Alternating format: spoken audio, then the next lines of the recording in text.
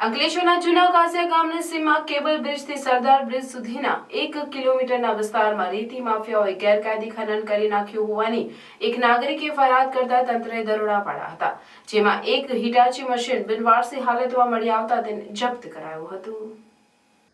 ભરૂચ જિલ્લામાં નર્મદા નદીના પટમાં ગેરકાયદે રેતી ખનન ચાલી રહ્યું હોવા છતાં ખાણ અને ખનિજ વિભાગ સહિતનું તંત્ર કાર્યવાહી કરી રહ્યું નથી।